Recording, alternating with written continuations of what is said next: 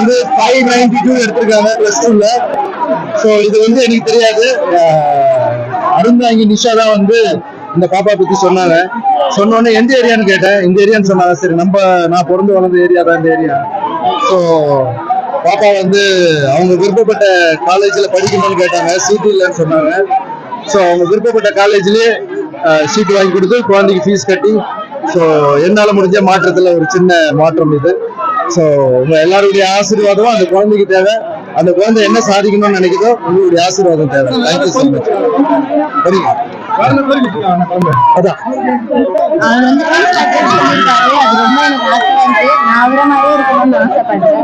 அவர் மாதிரி நான் இன்னும் 4 பேருக்கு ஹெல்ப் பண்ணணும். எம்ஓபி வயசுல உள்ள சீட்டே எனக்கு கிடைக்கல. அண்ணாதான் பேசி மக்கள் கொடுத்துருக்காங்க. வெளியில போய் படிச்சு பார்த்தாதான் தெரியும். நிறைய உதவி பண்ணிருக்காங்க. நம்ம கேள்விப்பட்டது எல்லாம் சொல்லியிருக்காங்க. இதுவரைக்கும் லாரன்ஸ் வந்து மறைமுகமாக நிறைய பேர் பண்ணிக்கின்றாரு. இப்ப வந்து சொல்லிட்டு பண்றதோ வெளிப்படையா லாரன்ஸ் அவர்கள் தொடர்ந்து உதவி பண்றதுக்கான காரணங்கள் விவசாயிகளுக்கு டிராக்டர் கொடுத்தீங்க, மாற்றுத்திறனாளிகளுக்கு வந்து பைக் கொடுத்தீங்க, இந்த மாதிரி தொடர்ந்து இந்த துணி முறையில உதவி பண்றதுக்கான காரணங்கள் வெளியே தெரியுது. ரீசன் காரணம் என்னன்னா, நம்மளை பார்த்து இன்னும் நிறைய பேர் உதவி செய்வாங்க. பிளஸ் வீடு தேடி போய் பண்றதுன்னு ஒரு சந்தோஷம் இருக்கு. ஏன்னா இங்க இருந்து பார்க்கும்போது கஷ்டங்கள் அவ்வளவு தெரிய மாட்டேங்குது. ஊருக்குள்ள போனா அதாவது இப்ப பாருங்க, இந்த ஏரியாவுக்குள்ள வந்தது கையில மண்ணுக்குள்ள இருக்கு. நான் கிராமத்துக்கு தான் போயிட்டு வரும்போது வீட்டுக்குள்ள அவ்வளோ ஒரு பாக்ஸா இருக்கு மண்ணு. அதை எடுத்து படிக்கும் போதெல்லாம் ரொம்ப கஷ்டமா இருக்கு. பட் நம்மளால முடிஞ்ச அளவுக்கு கடவுள் எவ்வளவு நம்மளுக்கு வலிமை கொடுத்துருக்காரோ, யாருக்கிட்டையும் காசு வாங்காம நம்ம சொந்த காசுல நம்மளால எவ்வளவு மேக்ஸிமம் என்னால பண்ண முடியுமோ நான் ட்ரை பண்ணிப்பேன். நடிகர் விஜய் வந்து தொடர்ந்து இப்ப திரும்ப அரசியல் காரணங்களுக்காக உதவி பண்ணிருக்காரு. லாரன்ஸ் அவர்களோட எண்ணம் எப்படி இருக்கு? எதிர்காலத்துல எதிர்பார்க்கலாமா இல்ல தொடர்ந்து உதவிகள் மட்டுமே லாரன்ஸ் பண்ணுவாங்க? எதிர்காலத்துல எந்த நோக்கமும் இல்லை. நான் சொல்லிட்டேன், மாற்றம் என்று செல்ஃப்லெஸ் சர்வீஸ், தன்னலமற்ற சேவை. ஏதாவது எதிர்பார்த்து பண்ணா அது வந்து மாற்றமா இருக்க முடியாது. சோ இது வந்து கடவுளுக்கு பண்ற சேவை. இது நிறைய பேர் தோணலாம் நான் அரசியல் வர்றதுக்காக தான் இதெல்லாம் பண்ணலான்னு. ஆனா போக என்னுடைய அந்த அன்பை புரிஞ்சுப்பாங்க.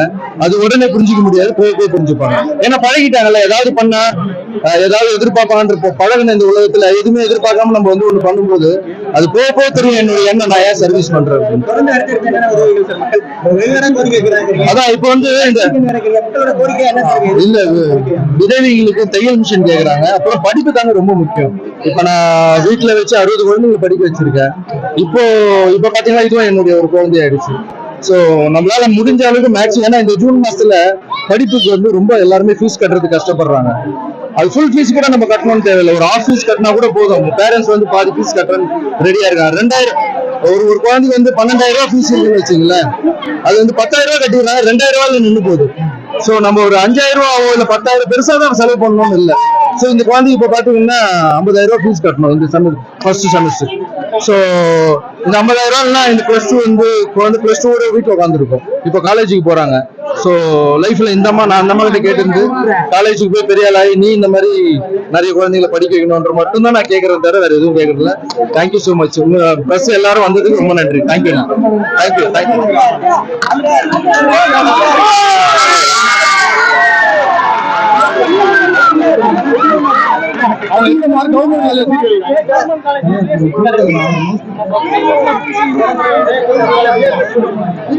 பாப்பா என்ன ஆசைப்படுதோ அதை படிக்க வைக்கலாம்.